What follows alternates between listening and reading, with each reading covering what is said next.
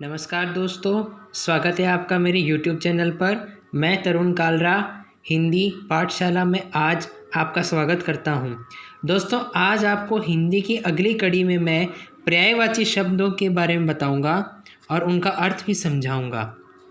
यहाँ दोस्तों आप देख रहे हो, अर्थ की दृष्टि से अनेक शब्द रूप हमारी हिंदी व्याकरण में मौजूद है। उदाहरण के रूप में पर्यायवाची शब्द, युग्म शब्द, एकार्थक शब्द, विपरीतार्थक शब्द इत्यादि। ये दोस्तों प्रकार हैं जो कि शब्द रूप के आपको देखने को मिलेंगे। उन्हीं में से ही एक प्रकार है दोस्तों पर्यायवाची शब्द। पर्यायवाची शब्द उन शब्दों को कहते हैं जिनके अर्थ बिल्कुल समान हो। यानी कि आप कोई शब्द कह दो और उसके जो अर्थ हैं वो तकरीबन कितने ही हो, लेकिन उनके अर्थ हैं वो बिल्कुल समान हो, वो पर्यायवाची शब्द कहलाते हैं दोस्तों। यहाँ मैंने एक सूची बना रखी है। उस सूची में आपको सारे जितने भी जो पर्यायवाची शब्द है कुछ चुनिंदा, वो आपको देखने को मिल जाएंगे। सबसे पहला है दोस्तों आग या अग्नि। इसका दोस्तों जो पर्यायवाची शब्द है वो है आग, पावक, वायुसख, धूमकेतु और दहन। ये दोस्तों अग्नि के हैं। इसके बाद में दोस्तों असुर के जो पर्यायवाची शब्द है वो है धनुज, राक्षस, दैत्य, दानव, रजनीचर। ये है दोस्तों असुर के पर्यायवाची शब्द। इच्छा के पर्यायवाची शब्द दोस्तों है आकांक्षा, चाह, कामना, मनोरथ, अभिलाषा। ये है दोस्तों इसके। इसके बाद में दोस्तों इंद्र की बारी आती है। इसको दोस्तों आप कुछ तो जानते ही होंगे, जैसे कि देवराज कहा जाता है इंद्र जी को, सूरपति कहा जाता है, पुरंदर कहा जाता है, महेंद्र कहा जाता है और मध्वा कहा जाता है दोस्तों। इसके बाद में दोस्तों जिसके पास में सबसे ज़्यादा धन है यानी धन देवता कुबेर, इनको दोस्तों एक तो किन्नरेश कहा जाता है, एक दोस्तों इनको यक्षराज कहा जाता है, धनद कहा जाता है, धनाधिप कहा जाता है और राज कहा जाता है, क्योंकि ये देवताओं के राजा हैं धन के मामले में। इसके बाद में दोस्तों अगला नंबर आता है भगवान श्री गणेश का।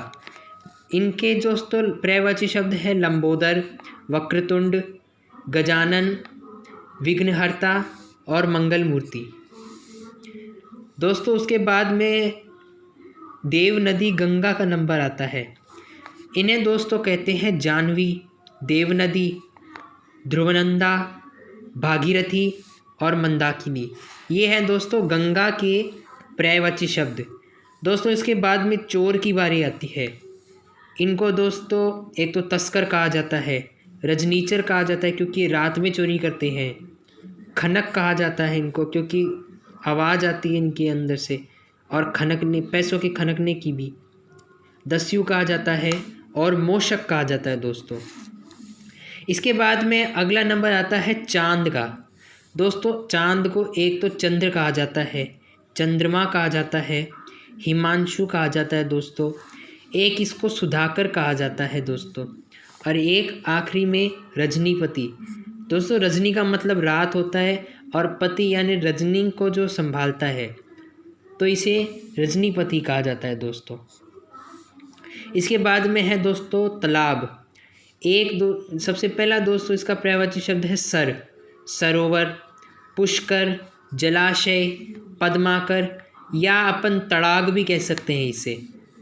उसके बाद में दोस्तों अगला नंबर आता है देवता का, जिसे सुर कहा जाते हैं, देव कहा जाता है, अमर कहा जाता है, त्रिदश कहा जाता है, आदित्य कहा जाता है। यह दोस्तों देवताओं के पर्यायवाची शब्द है। उसके बाद में दोस्तों नदी की बारी आती है।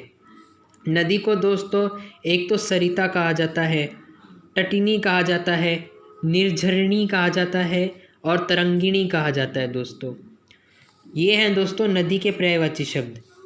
दोस्तों उसके बाद में है पर्वत। पर्वत को दोस्तों एक तो कहते हैं अपन भूधर, शैल, महीधर, भूमिधर और अद्री। ये है दोस्तों पर्वत के पर्यायवाची शब्द। और अब आखिर में आदिदेव श्री महादेव, उनके पर्यायवाची शब्द आपको बता देता हूँ। ये दोस्तों एक तो है भगवान शिव, शंकर, महेश्वर, भूतनाथ, पशुपति। ये थे दोस्तों कुछ पर्यायवाची शब्द जो मैंने आपके लिए सूचीबद्ध किए थे।